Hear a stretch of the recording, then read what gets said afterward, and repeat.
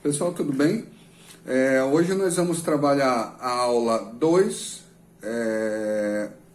do caderno 2, tá? Que seria a aula 6. Então, caderno 2, aula 6. Vai tratar da filosofia medieval. Quando nós falamos da filosofia medieval, nós já podemos pegar algo que vocês já trazem da história, que entender que na Idade Média nós vamos estar trabalhando dentro de uma estrutura teocêntrica, ou seja, Deus é o centro de todas as coisas. Então, se Deus é o centro de todas as coisas, é óbvio que a discussão filosófica ela vai girar também em questões que envolvem Deus. E aí nós vamos ter os dois principais expoentes, né, dessa filosofia, que é a medieval, o Agostinho, ou Santo Agostinho, e o Tomás de Aquino, ou São Tomás de Aquino. O Agostinho é um filósofo que representa a filosofia patrística, e o Tomás de Aquino representa a filosofia escolástica. E tanto Agostinho como Tomás de Aquino vai ser possível perceber vários elementos aí da filosofia antiga. Em Agostinho, Platão, e Tomás de Aquino nós vamos perceber elementos da filosofia do Aristóteles. Por quê? Porque assim como Platão, o Agostinho e a sua filosofia, ela vai condenar o que é terreno, condenar aquilo que é mutável, condenar aquilo que é corporal. Por quê? Porque a verdade está em Deus. Ah, professor, mas em Tomás de Aquino a verdade não está em Deus? Sim, está em Deus. Mas o Tomás de Aquino, ele não vai descartar o que é material. Afinal de contas, porque ele também vai ressaltar isso, Deus vai criar o material. Então, o homem não é ruim. Aquilo que é material não é ruim. Por quê? Porque tudo é criação de Deus. Se é a criação de Deus, eles têm que estar numa harmonia. Mas vamos voltar ali para o Agostinho. O Agostinho, ele vai trabalhar essa perspectiva platônica, ou seja, de uma dualidade, né? Vocês se recordam quando nós trabalhamos lá a perspectiva política desse autor, que ele fazia uma divisão, né, entre a cidade de Deus e a cidade dos homens, né? A cidade de Deus que estava voltada para as questões da fé, e a cidade dos homens que estava voltada para a questão material, né, para a questão dos desejos pessoais, ignorando a Deus. E que para o Agostinho havia uma espécie de luta invisível entre essas duas forças. Então, no Agostinho nós vamos ter essa estrutura platônica. A apostila, um dos pontos que ela mais vai pegar é a questão do mal, né? Conceito de mal na perspectiva agostiniana, né? E aí, o Agostinho, ele já deve ter pensado lá na Idade Média sobre um questionamento que é muito comum em relação à religião. Se Deus existe, por que existem tantas coisas ruins? E aí, o Agostinho ele vai partir do princípio básico, né, que o mal é a ausência de bem. E aí, ele coloca o quê? Que Deus é um ser de amor incondicional, um ser perfeito, que vai ter a ausência de qualquer coisa ruim em Deus. Então, se o Deus é um ser de bem supremo, um ser de amor incondicional, não é possível que vá existir mal em Deus, ou que Deus vá criar o mal. Bom, como que nós vamos chegar ao mal então? O Agostinho vai trabalhar que o mal ele vai ser reflexo da ação humana. Mas que tipo de ação? Aí o Agostinho retoma para Deus dizendo que ele é um ser de amor incondicional, que nos ama tanto que nos deu o livre-arbítrio. E o que é o livre-arbítrio? É a possibilidade de escolher fazer o bem, tá? Não está nessa perspectiva de escolher entre o mal e o bem e o mal. Por quê? Porque não existe mal em Deus. Então Deus não vai nos dar a oportunidade de fazer o mal. O mal ele vai estar relacionado a essa utilização ruim do livre-arbítrio. Deus nos ama tanto que deu a possibilidade de que nós escolhêssemos fazer o bem.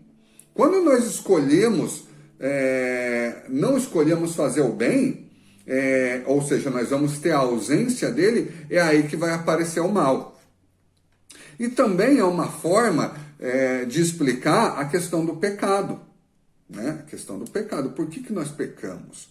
Vai estar relacionado ao mal, e aí parte de uma reflexão. É possível não pecar? Só é possível não pecar se for a vontade de Deus. Tá?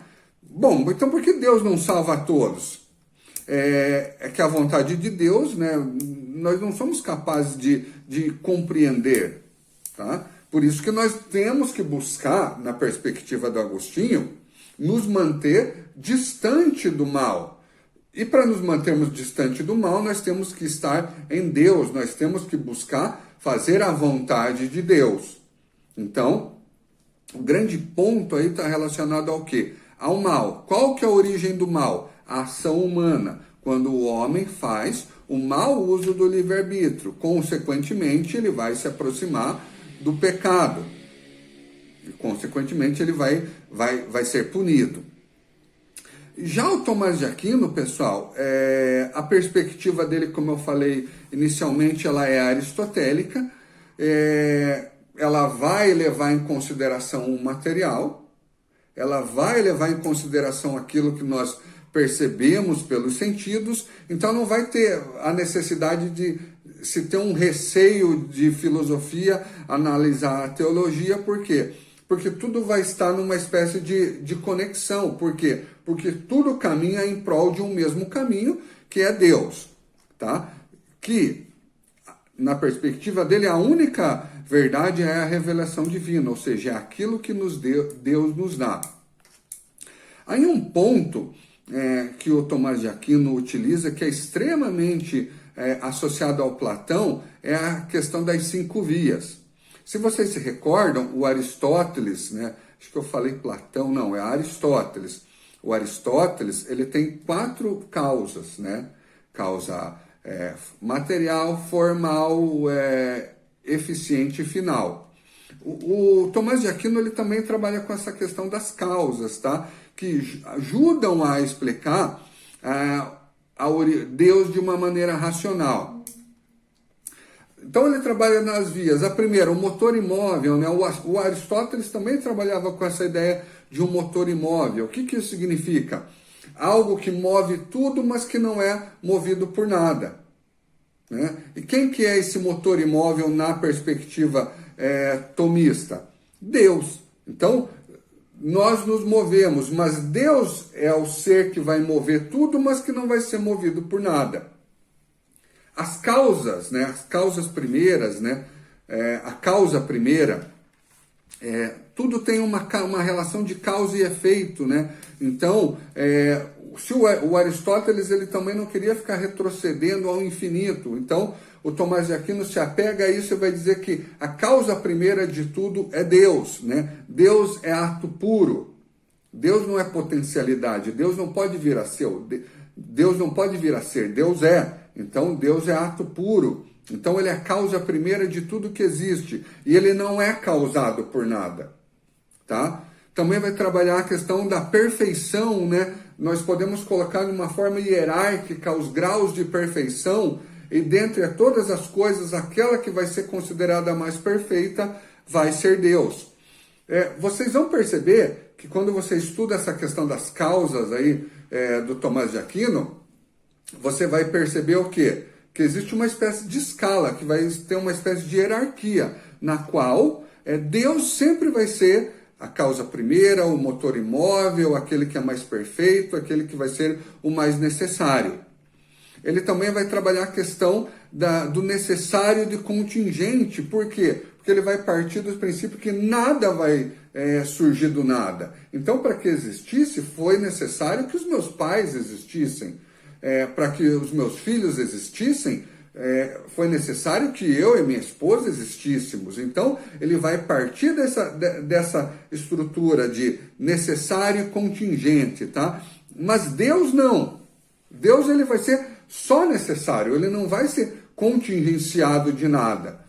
E a última está relacionada à questão de um governo supremo ou de uma ordem e finalidade.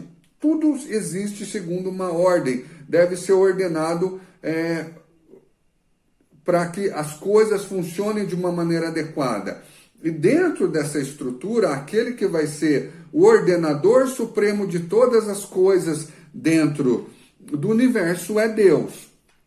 Então, você consegue perceber aí perfeitamente essa estrutura aristotélica no pensamento, principalmente nessa questão das 5 causas, no pensamento do Tomás de Aquino. Então é isso, pessoal. Façam os exercícios ali dessa aula, tá? E na próxima aula nós conversamos. Tudo bem? Obrigado pela atenção. Até!